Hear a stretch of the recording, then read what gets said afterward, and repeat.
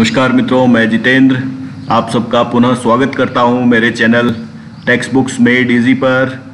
और आप लोगों का जिस तरह से उत्साहवर्धक रेस्पॉन्स आया है मेरी पिछली वीडियो जो कि संसाधन पर थी, तो इसने मुझे प्रेरित किया कि मैं आप लोगों के लिए एक और वीडियो बनाऊं। और इस बार मैं जो वीडियो लेकर उपस्थित हूं वह है हमारी पृथ्वी के अंदर विषय पर। ठीक है, आशा करता हूं आप लोगों को ये वीडियो पसंद आएगी, और अगर पसंद आए तो आप इस चैनल को खूब सब्सक्राइब करिए, लाइक करिए और मेरी वीडियो को शेयर करें। और एक और बात मैं बताना चाहता हूं कि कृपया करके आप इस वीडियो को पूरा देखें, तभी आप लोगों का ये जो हमारी पृथ्वी के अंदर वाला टॉपिक है ये पूरा क्लियर हो जाएगा। ठीक है, कुछ भी छोड़े ना। तो अब हम आगे बढ़ते हैं और हमारा विषय शुरू करते हैं। तो हमारी जो पृथ्वी है वह हमेशा बदलती रहती है। इस पर कई तरह के बदलाव आते रहते हैं। ठीक है, जैसे आप लोगों ने देखा होगा इसकी सतह, ऊपरी परत ये टूटती रहती है।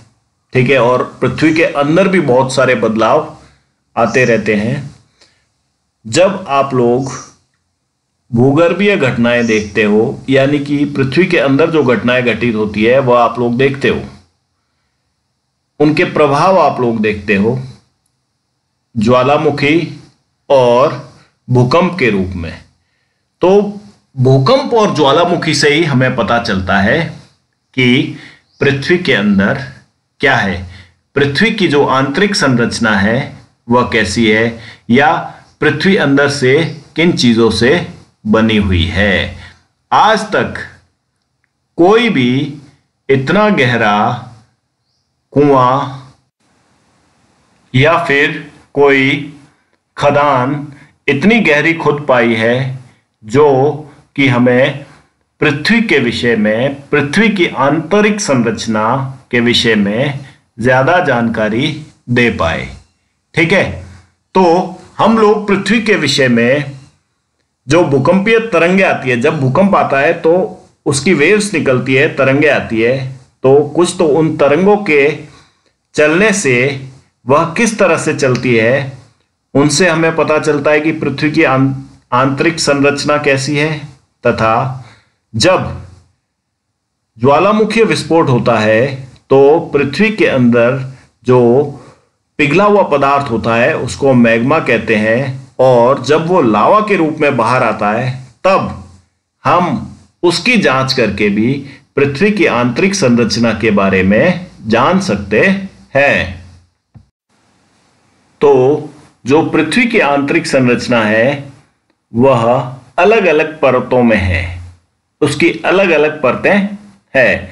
तो मुख्यतः जो हम पृथ्वी के अंदर के भाग है उसको 3 हिस्सों में बांटते हैं, या पृथ्वी के अंदर की जो परतें हैं उनको 3 हिस्सों में बांटते हैं, और वह परतें हैं परपट्टी, फिर उसके नीचे मेंटल, और फिर उसके नीचे क्रोड।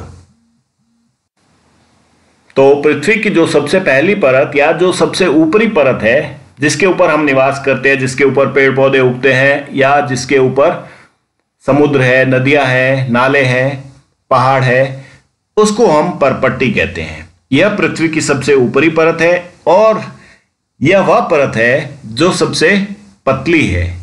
ठीक है, और इस परत की जो मोटाई है वह महाद्वीपीय क्षेत्रों में, यानी कि जहां पर जमीन है वहां पर 35 किलोमीटर की गहराई तक है, तथा जो समुद्री इलाके हैं और समुद्र के नीचे समुद्र का जो तल है वहां पर ये तल से लगभग 5 किलोमीटर गहराई तक है।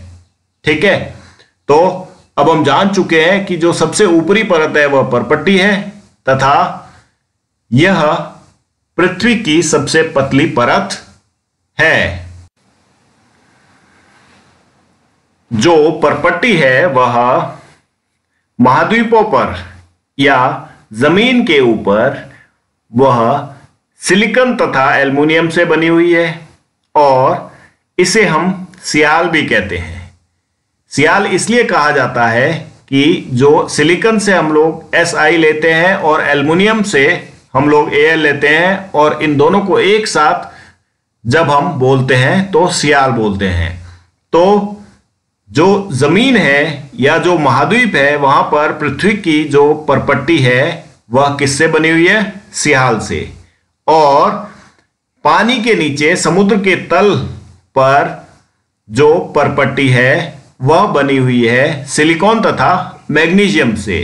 और इन दोनों सिलिकॉन तथा मैग्नीशियम से हम लोग आगे के दो शब्द या आगे के दो अक्षर उठाते हैं। सिलिकॉन से Si तथा मैग्नीशियम से Fe, और फिर एक शब्द बनाते हैं, उसको हम लोग बोलते हैं सीमा। तो हम लोग यह कह सकते हैं कि समुद्रों के नीचे जो परपट्टी है वह सीमा से बनी हुई है। ठीक है। अब हम लोग पृथ्वी की एक और परत के विषय में जानेंगे और वह जो परत है परपट्टी के बिल्कुल नीचे से शुरू होती है तथा 2900 किलोमीटर तक की गहराई तक जाती है। इस परत का नाम है मेंटल। मेंटल अंदर की तरफ क्रोड से मिलती है तथा ऊपर की तरफ इसका जो मिलान है वह परपट्टी के साथ होता है। अब हम पृथ्वी की तीसरी परत के विषय में जानेंगे। इस परत से जो पृथ्वी का केंद्र है वह बना हुआ है। ठीक है। और हम इस परत को क्रोड के नाम से जानते हैं। क्रोड ना तो बिल्कुल तरल है और ना ही बिल्कुल ठोस है। ठीक है। जैसे आप लोग आटा गूंद के रखते हो ना, ये लगभग उसी प्रकार की है। और जो ये क्रोड है ये बना हुआ है बेटे निकल और आयरन धातु से, यानी लोह धातु से। ठीक है। और इसको हम निफी भी कहते हैं। जो पृथ्वी का क्रोड है वह निफी से बना हुआ है, NiFe। अब ऐसा क्यों? तो जो निकल है उसका हमने Ni ले लिया और आयरन को फेरस कहते हैं, तो फेरस का हमने क्या ले लिया? Fe ले लिया। तो इन दोनों के मिलान से हमने क्या नाम दे दिया? निफी। ठीक है।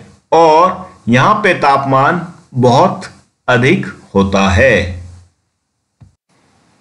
जो हमारी चर्चा का अगला बिंदु है वह है शैल एवं खनिज। तो पृथ्वी की जो बनावट है या जिन चीजों से पृथ्वी बनी हुई है वह शैल और खनिज ही है। ठीक है। अलग अलग प्रकार के शैलों और खनिजों से पृथ्वी बनी हुई है। खनिज पदार्थों के किसी भी प्राकृतिक पिंड को हम शैल कहते हैं। शैल बहुत सारी रंगों, आकारों, कठोर तथा कोमल रूप में पृथ्वी पर पाई जाती है। कठोर शैलों का उदाहरण ग्रेनाइट कह सकते हैं और बिल्कुल कोमल शैलों का उदाहरण आप चूना पत्थर ले सकते हैं। ठीक है।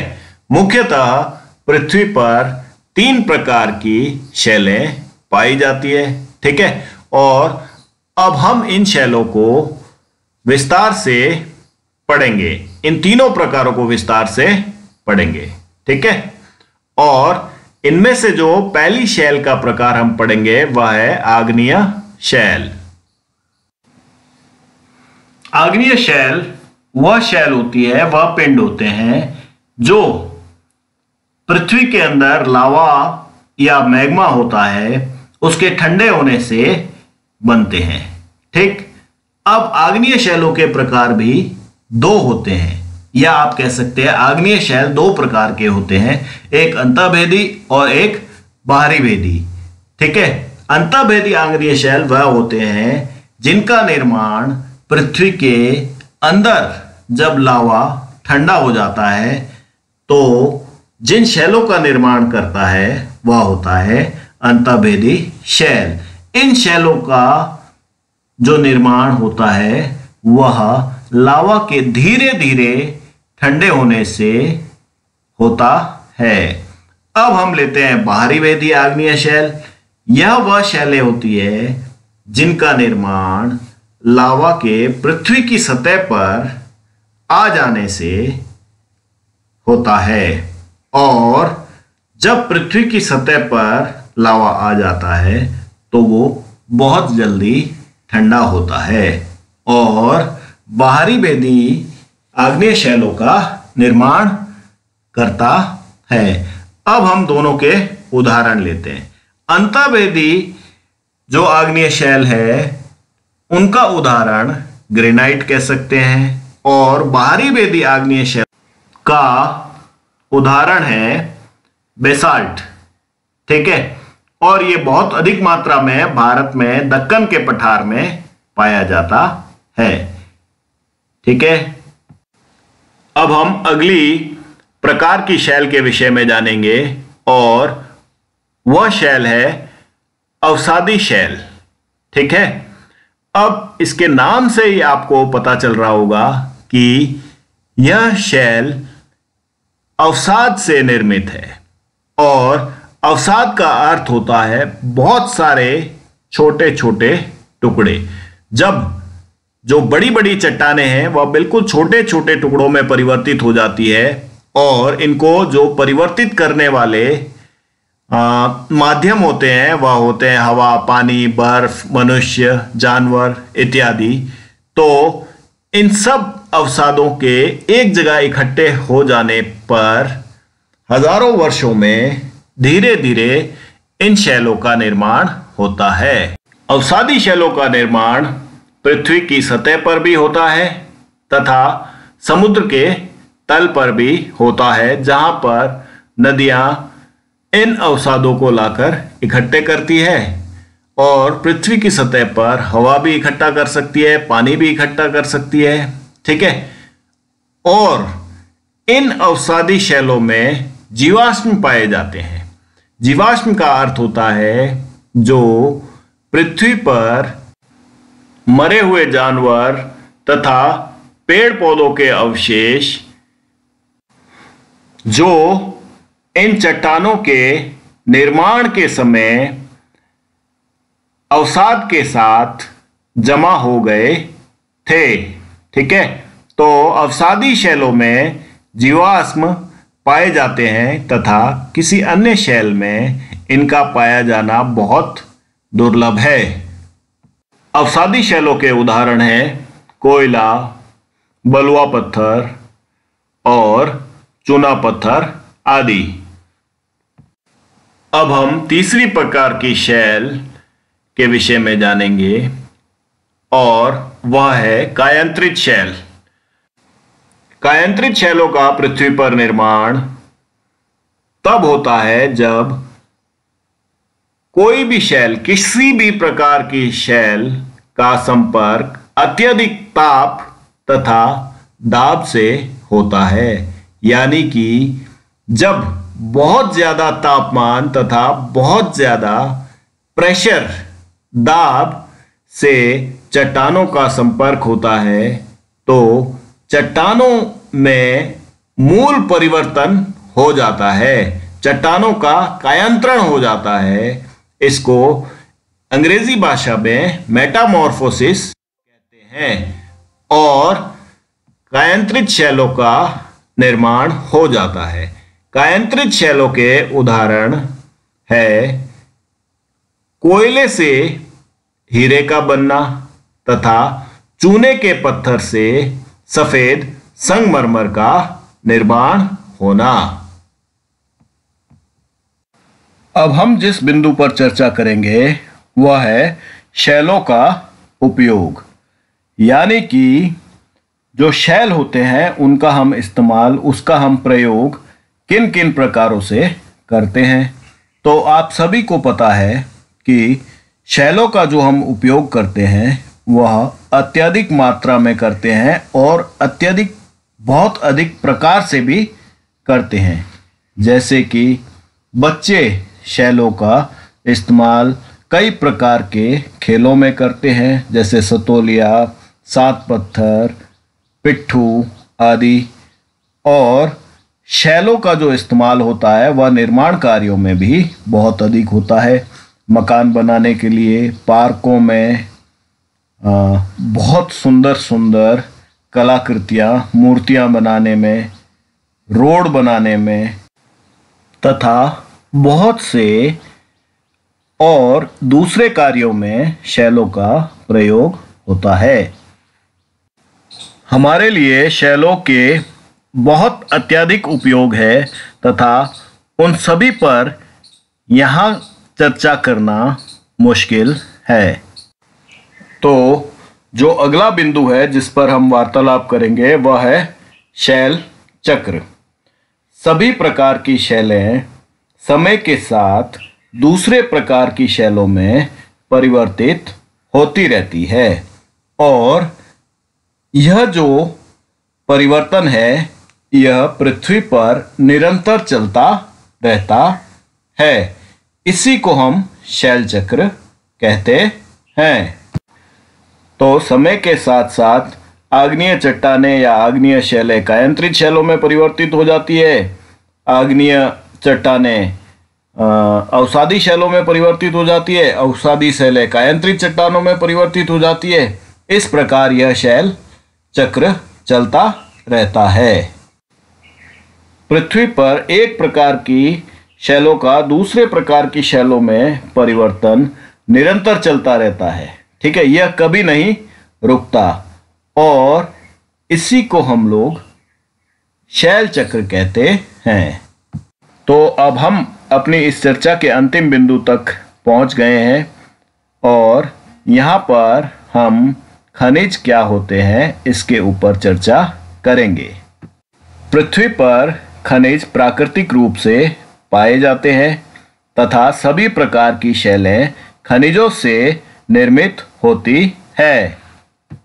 खनिजों का एक निश्चित भौतिक गुणधर्म एवं निश्चित रासायनिक मिश्रण होता है। पृथ्वी पर खनिजों का जो वितरण है वह समान नहीं है। मनुष्य खनिजों का उपयोग ईंधन के रूप में भी करता है तथा कई प्रकार के खनिजों का उपयोग मनुष्य अपने भोजन में भी करता है। मनुष्य कोयले का इस्तेमाल बहुत सारी चीज़ों को गर्म करने तथा उद्योगों में तथा बिजली बनाने के लिए प्रयोग करता है। प्राकृतिक गैस का उपयोग हम लोग कारखानों तथा घरों में इस्तेमाल करते हैं। बहुत सारे खनिज हमारे खाने में भी होते हैं जिनको जो हमारे भोजन के मुख्य अंग होते हैं जैसे कि नमक। ठीक है, खनिजों का इस्तेमाल हम लोग कृषि में भी करते हैं और इनके जो उदाहरण हैं वह यूरिया, डीएपी आदि है। जब हम इन खनिजों को हमारी मृदा में डालते हैं तो हमारी मृदा की उपजाऊ क्षमता अधिक हो जाती है तथा यही खनिज मैन्योर या जो प्राकृतिक खाद होती है जो हमें जानवरों तथा पेड़ों से प्राप्त होती है उनमें भी पाए जाते हैं। इसी के साथ हमारी यह चर्चा समाप्त होती है। मैं आशा करता हूं कि आपको यह वीडियो पसंद आएगा और अगर आपको ये वीडियो पसंद आए तो मेरे इस चैनल को खूब सब्सक्राइब करें तथा इस वीडियो को शेयर करें। धन्यवाद।